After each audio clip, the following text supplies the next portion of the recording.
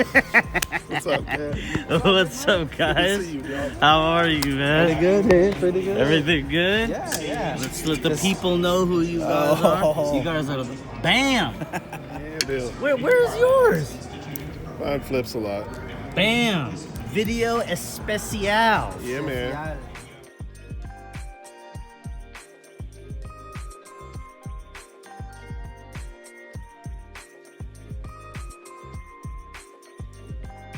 All right, let's talk for a second. Tell me about the car you have in the iBox booth. This right here? Yes. This car right here? Yes, tell me about it. It's a BMW 2002 vintage racer. Yes. This thing just came off the track. We had to do a little body repair Okay. to get it fixed for the show. 2002 vintage race car. Vintage race car. It's on our IBOC ERS race springs, just like the original race cars, the BMW race cars Yes. of the early DTM days. Now this is before the DTM, Yeah. the E30 era, but it's a homage to the E30 M3 with the M stripe across the top. But what's special about this car right here, this car also comes in a 1/64th version. Show it to us. BAM! This is it. Hot Boom. Wheels Premium Official Debut. If you're at the show, And only at the show, come to the booth at 10 a.m. and 3 p.m. Tuesday through Friday to come get your car. We only have 1,000. We're doing like 150-ish per run. Yes. So come get in line, be here early, get your car. All we need to do is scan your badge and then Yes. you're out. There it is, Easy guys. peasy. Hot Wheels official release. There it is. Boom. What do you see? Oh, what? What do you see? BAM! It's right here. It's right here. There it is. iBox.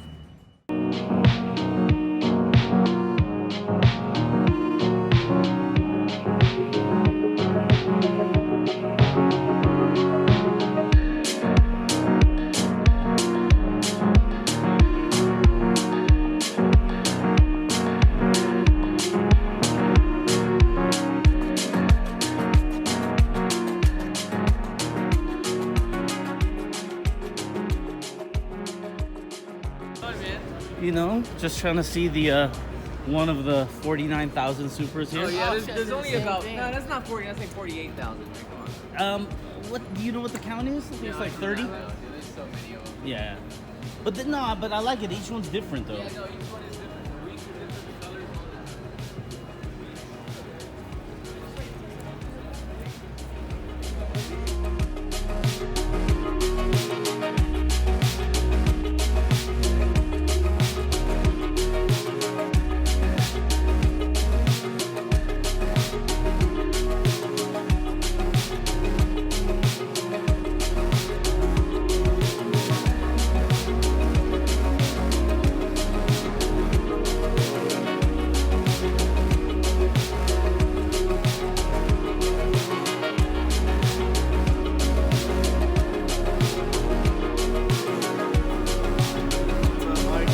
What's up, my friend? What's up, baby? How are you? Good? Good? Good, man. Sorry, no. Just chatting. Okay, so TJ, man, we travel a lot together.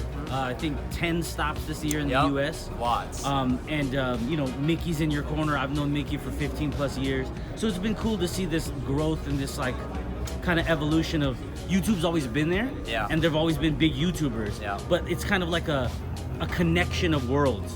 Yeah. Because it was separate before. It was It was. And it's now kind of merging. It's starting to merge and become more normalized. It is becoming more Accepted, in this area. Because Yeah. this is the apex of everything. In car world, in our opinions, yeah, SEMA's 100%. like the, you know, It's it's the pinnacle. Put up or shut up type deal, yeah. Okay, so why your own kit? Why that shaping? What made you do what you did? Yeah, I mean, with the Supra, the biggest thing that I wanted to develop was, well, one, I love that car. I have a Mark IV and I have a Mark V myself. I was just ecstatic just to have that car. And as, you know, years keep going on and as I'm developing my own space in YouTube and social media and working with other companies and stuff, it doesn't get repetitive, but, you know, it's always like about me.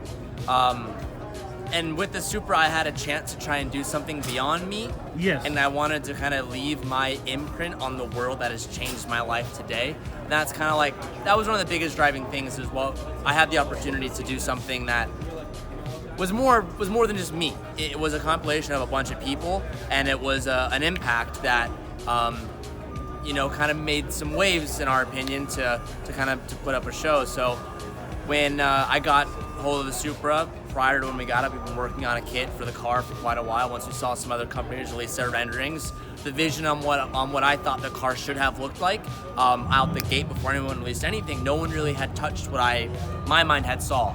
So I kind of got to a point where I was like, yo, there's a real opportunity to kind of capitalize, but there was a bunch of reasons to why I didn't think it was possible, just not knowing where to go or being too scared to do it or not knowing the know-how, and it was kind of like a, fuck that type of moment. And it was like, getting other companies' parts and doing it on your car every single time is cool, but there's a certain point where it's like, fuck that, like, why don't I just make my own shit? Design my own. I know what I like, I know what I don't like, let's put it on something that I love and let's just see how it goes. Yeah. So in a nutshell, that's kind of what Street Hunter became. Street Hunter was, let's take what I love and let's take what's inspired me of the last years of my life that have sculpted my life, that have really brought me to a place that I never thought I would ever be. Yes. So using that vision and using my network and using all my amazing people around me, none of this would have been possible without countless of people. And that's the biggest message behind it. It wasn't just me. It's not just me. It's not my kid. Sure, I'm a part of it. Sure, I helped develop it, but it stands for so much more than that. And the coolest thing is it started with just a kid on YouTube. That's my favorite thing.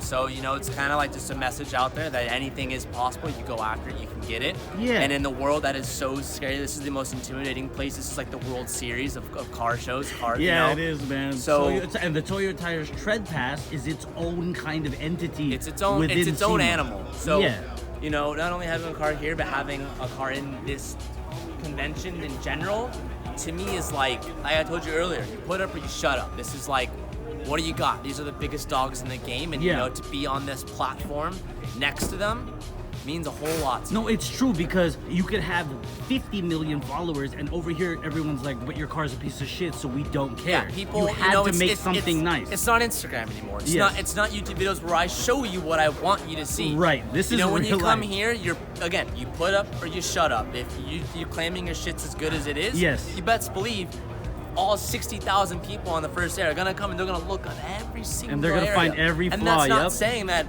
any of the cars are perfect, because I can be the first to tell you there's a lot of things on the car that are not perfect. Sure. But in the time frame that we had and on the obstacles we had to overcome, we did the best that we absolutely could. And leaving, when it went on the trailer, I knew that I was happy with how it left, and there was nothing I knew I could have done more in my power of time-wise, skill-wise, reach out to anyone that can make it any better.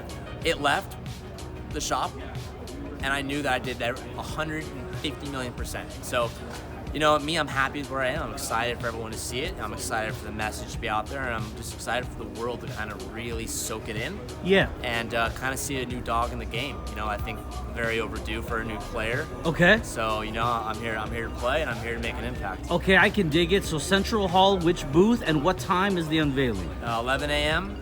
Magnaflow. Yep. Tuesday morning, 11 o'clock. Okay, but there's one point that you touched on earlier that is the most important one to me. Like you said, you being a YouTube person, a personality, people can watch all the YouTube they want. They can repost all the Instagram and YouTube and Facebook and Twitter inspirational quotes. Yeah. But you have to do what? You have to get out there and actually get your hands dirty. it's the actions are louder than words. Yes. Reciting motivational quotes on YouTube is one thing, right? Yeah. But again, coming out to a platform where if you're full of shit, people will see through you. Yes, instantly. Yeah, man. There's no hiding that. Yeah. So, coming here, like I said, to me, it's like the World Series. Yep. You're on the platform where the best builders on the world are showing their cars right next to you. Two booths down. Oh, yeah. So, that's intimidating as fuck, especially me. I consider myself super young in this game. Just 5 years ago, I made fake passes to get into the show. Yeah. Like, this for me, it means the absolute world, and if this is where I want to be. This is like this is feels like my home turf. This is my home. You know what I dig, man? I dig that you're willing to step out of your comfort zone and go up against people, because the people who follow you, they're gonna love what you do because they love you. You're now putting it up against people who have either no idea or couldn't care less. All they're looking at is the car. Yeah. And that's cool because it makes it equal. Everyone here is equal about what they brought. Yeah, and it's not necessarily a competitions of whose is better or who sells more or whose looks, It's not necessarily that, but it's necessarily that, you can get here. It's not impossible, and to develop, the kit that we released on the Supra is, in the same, I would say, running or in the same market as some of the largest aftermarket, well-known companies in the world. Period. Yeah. So to be like up on that caliber with being like, oh well, I like this about this kit, but I like this about this kit, and having just the names in the same sentence, is like that already to me is like, dude. Yeah, it's pretty fucking cool, man. It's something that I never. Dude, when I finished the car and I live streamed like 7 a.m. before the show got there, I fucking cried, man. I was just so stoked, a lot of frustration, a lot of hours, and just the fact that we got it to where it is today means the absolute world. Dude, it's dope, man. I mean, I want to see what the world thinks. This world and then the world. Yeah. It'd be really cool, man. So, congratulations on the new endeavors. Thank you. To kind of step into your own. Yeah. Outside of the comfort of that, like, really, really thriving bubble that you have. It's a real world, but then there's a separate world. And now you're here, and I dig it. Yeah. I dig it, man. Good luck with all that. I think Thank you. I think that the shaping, I mean, I've seen it. So I think the shaping, the people you had in your corner, all those minds together, a lot of potential right there. And that's the biggest thing, and that's the one thing that I'm really going to stress tomorrow is this was done, sure, by me. Yes. But it was also done by 10 to 15 other individuals that without every Would single not have part happened, of their help would not 100% even be here today or exist in general. The network is so crucial. A lot of people make it about themselves, but you need everyone. Yeah. You cannot do everything by yourself. Yeah, man. No matter who the fuck you think you are. And, having that circle that I've been blessed with, growing up with in this industry got me to have some pretty cool opportunities. Yeah. And I'm just trying to take advantage wherever I can. That's dope, man. TJ? Thank you so Good luck much. with everything, man. Tomorrow. Thank you. Tomorrow. All right, brother. Big day.